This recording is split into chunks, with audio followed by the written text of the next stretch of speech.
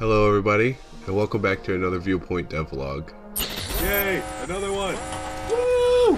In this episode, a new mic has finally been added to this channel, so hopefully you can hear my sweet voice in compressed HD quality.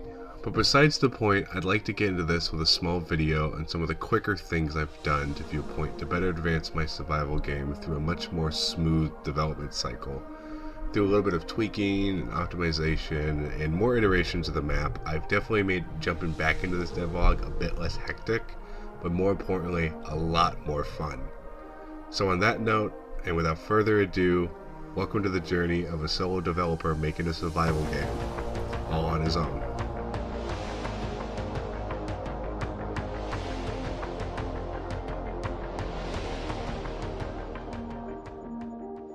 As I was looking back on Viewpoint, I realized that it needed to be optimized a little bit. It seemed like if I were to add more content to it, that the whole game entirely needed to be a bit smoother.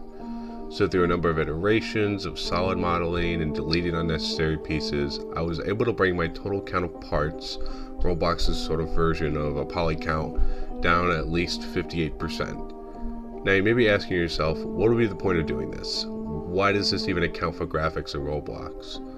Well, here's a quick reason why this may need to make sense to you or to me as a developer.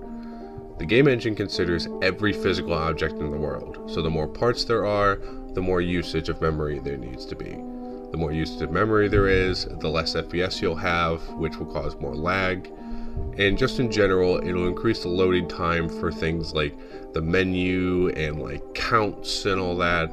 So you see, with this little solution and the graphics of my game, Viewpoint will now be able to continue on a little smoother with less strain on both my graphics and yours in the long run for what I hope Viewpoint will be. The general UI worked for the most part in the first versions of the game, but it lacked that interesting graphic you would usually see in games like 7 Days to Die, Rust, or even The Last of Us. So to feel more like a survival game, especially a zombie one, I updated most of the main menu UI to best fit the aesthetics that I was looking for. What worked mostly in previous versions of the menu was the layout.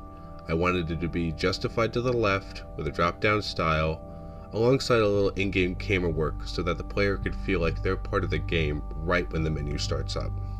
What mainly has changed was some text fonts, and as you can see in the beginning of this video, a new rugged condensed logo. With a little bit more work and simple animations and transitions, and a few other tweaks and additions, I already feel like this new menu will definitely be a piece of art in the long run as this development series continues.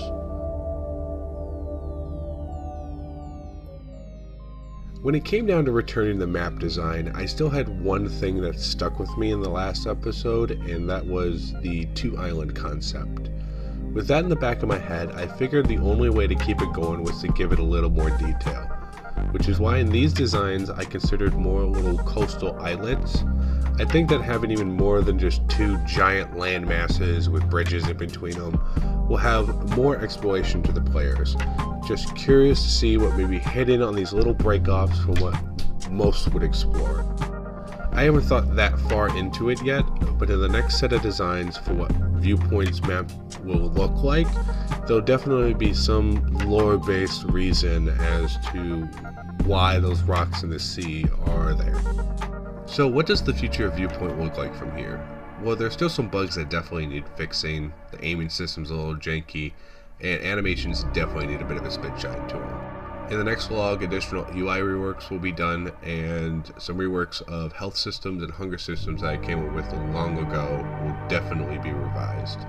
I'd also like to add some more structures to the games, perhaps bunkers, and extend the lore-based building advert signs from previous episodes. All I'd like to say now is thank you for making it to the end of this video. If you'd like to see more Viewpoint or perhaps some of the other content I make, please be sure to subscribe to the channel. So without further ado, this is Unknown, signing out.